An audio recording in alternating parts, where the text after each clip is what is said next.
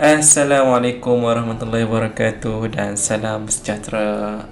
Berjumpa lagi untuk sesi PDPR kali ini bagi subjek Teknologi Maklumat dan Komunikasi tahun 6. Kita akan belajar 2.2 simbol dalam carta alih. Okey, simbol dalam carta alih. Baik, bagi tajuk ini termasuk dalam unit 2 iaitu algoritma pseudocode dan carta alih. Okey, bagi tajuk kali ini 2.2 simbol dalam carta alih. Jadi murid-murid yang ada buku teks Teknologi Maklumat dan Komunikasi boleh buka buku teks muka surat 22, 23 dan 24. Jadi apa yang cikgu akan terangkan hari ini, apa yang cikgu akan terangkan pada hari ini adalah semuanya dalam buku teks kamu. Jadi sambil-sambil itu bolehlah kamu buka buku teks.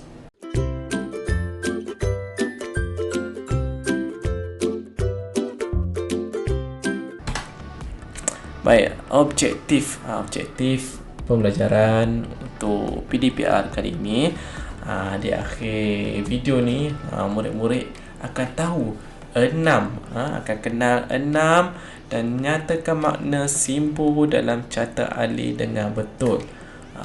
Okey, sebelum ni dalam kelas cikgu dah terangkan apa itu algoritma, apa itu pseudocode dan carta alih. Baik, kali ini kita akan fokus pada carta alih sahaja. Okey, jom imbas kembali apakah yang dimaksudkan dengan carta alih. Okey, carta alih ni adalah satu set arahan untuk menyelesaikan masalah atau melaksanakan suatu tugasan dalam bentuk gambar rajah yang menggunakan simbol-simbol geometri.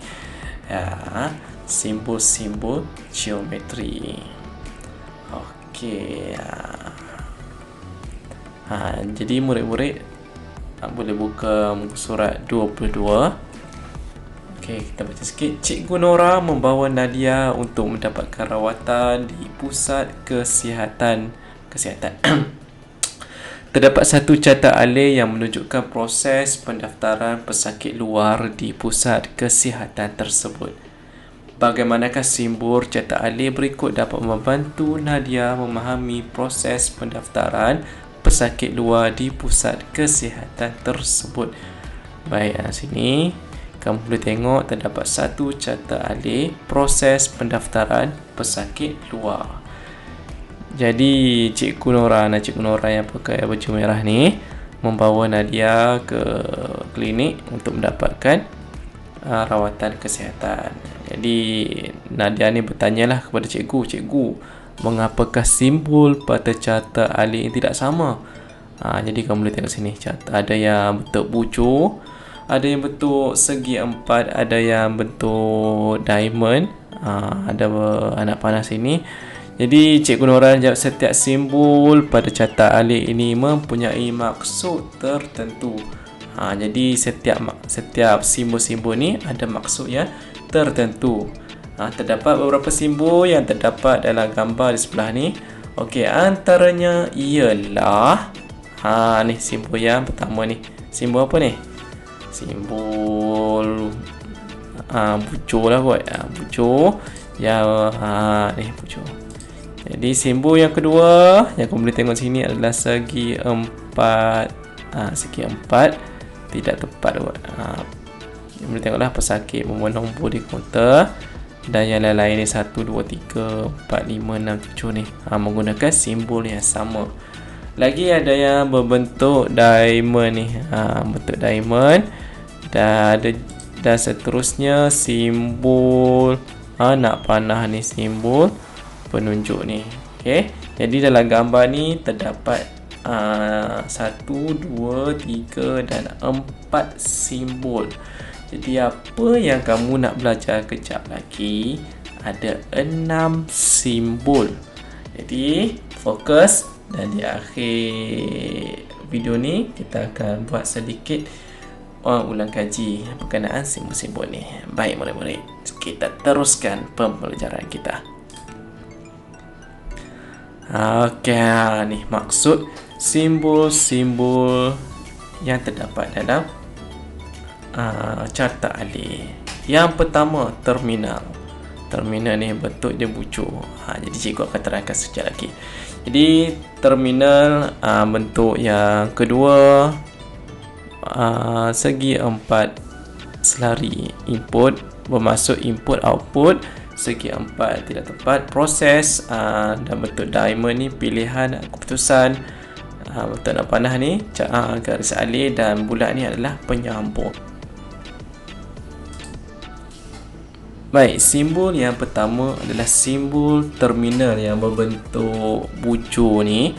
Dia digunakan sebagai permulaan atau penamat suatu carta alih. Mula atau tamat. Baik, jika kamu dapat tengok pada gambar ni, boleh rujuk juga muka surat 22 buku teks kamu. Yang atas sekali ni mula, dan yang last sekali tamat. Kita menggunakan simbol yang sama, iaitu simbol bucur ni. Boleh faham? Baik, kita tengok simbol yang kedua, iaitu simbol input dan output. Baik, simbol ni berbentuk segi empat selari. Digunakan untuk menunjukkan aktiviti membaca, menyimpan data, atau memaparkan dan mencetak data. Membaca dan menyimpan data ni adalah input, dan memapar dan mencetak data ni adalah output. Dia menggunakan simbol yang sama, iaitu simbol ni. Murid-murid, dalam gambar ni tak ada. Dalam gambar ni tak ada. Gambar ni dia tak ada output dan input. Baik, seterusnya kita tengok simbol yang ketiga, iaitu simbol proses. Simbol ini berbentuk segi empat tidak tepat, yang digunakan untuk menunjukkan aktiviti pemprosesan yang dilaksanakan dalam carta alih. Kamu tengok pada gambar ni. Ni proses dia ni, 1, 2, 3, 4, 5, 6. Proses dia ni, pesakit mengambil nombor di kaunter, pesakit meletakkan nombor, petugas kaunter, sehinggalah habis ni petugas menyerahkan dokumen. Boleh faham? Jadi kita tengok simbol yang seterusnya, ialah simbol pilihan atau keputusan. Simbol ni berbentuk diamond, digunakan untuk menunjukkan pilihan ya atau tidak yang perlu dibuat dalam carta alih. Baik, jika kamu dapat tengok pada carta alih ni, dekat sini ada rekod tidak atau ya. Jadi petugas kaunter mengambil dokumen pengenalan diri untuk carian rekod. Biasanya kalau kamu pergi ke klinik, mana-mana klinik, dia akan tanya kamu, pernah datang sini tak? Tanya. Kalau pernah datang, dia akan cari rekod kesihatan kamu yang kamu pernah daftarkan sebelum ni. Kalau tak ada, dia akan buat rekod yang baru. Jadi jawapannya sama ada ya atau tidak. Kalau ya, dia akan teruskan untuk merekodkan maklumat tu dalam buku pendaftaran pesakit luar. Maknanya buku tu dah ada, dia teruskan rekod sahaja dalam buku yang sedia ada. Dan jika tiada, petugas kaunter tu akan menyediakan kad rawatan baru. Boleh faham? Baik, kita tengok simbol seterusnya, iaitu garis alir. Garis alir ni dalam bahasa mudahnya anak panah lah, menunjukkan aliran dalam aktiviti atau menghubungkan simbol-simbol dalam carta alih. Tengok sini. Tengok sini, tengok sini. Sini banyak kan?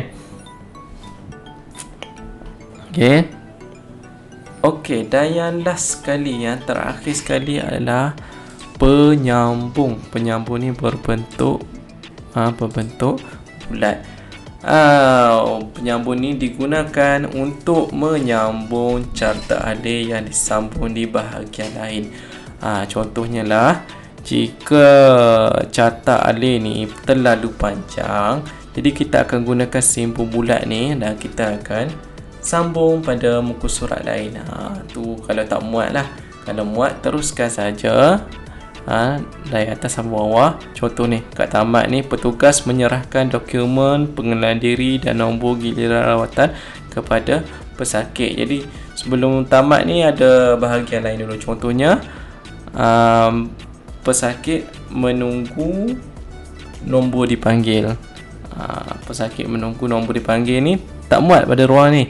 Jadi kita teruskan pada ruang lain. Kita gunakan simbol bulat ni.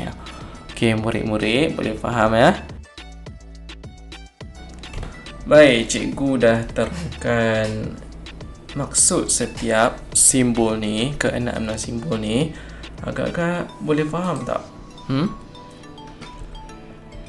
Jadi secara ringkasnya terdapat 6 simbol yang anda belajar hari ini. Betul tak?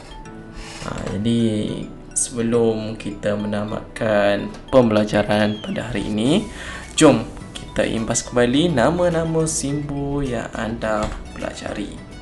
Okey. Jadi cikgu bagi kamu masa 30 saat untuk fikirkan jawapan bagi simbol-simbol di sebelah ni. Jadi 30 saat bermula dari sekarang.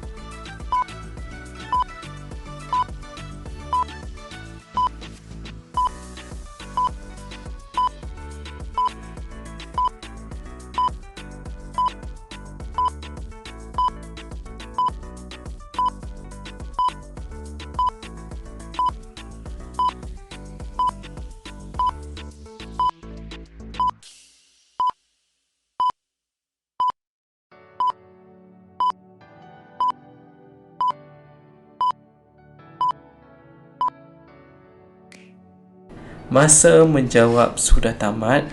Jom kita semak jawapannya. Okey, betul tak apa yang dipaparkan dengan pemikiran kamu?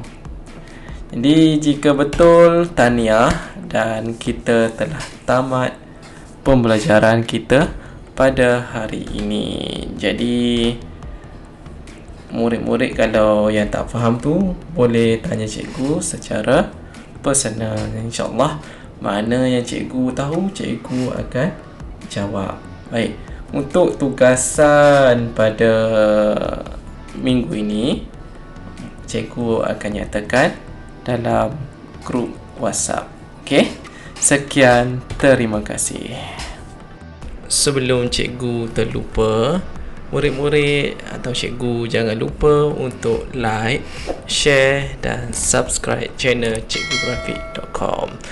Okey, bye-bye. Jumpa lagi untuk sesi PDPR akan datang. Assalamualaikum.